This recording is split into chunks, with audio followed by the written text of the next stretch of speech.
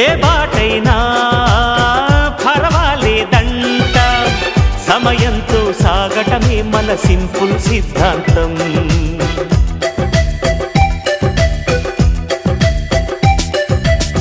చిరుగాలికి పరిమళమిచ్చే సిరిమల్లెల వనమై ఉందాం, గగనాన్ని నేలను కలిపే హరివిల్లుల బంతెన అవుదాం.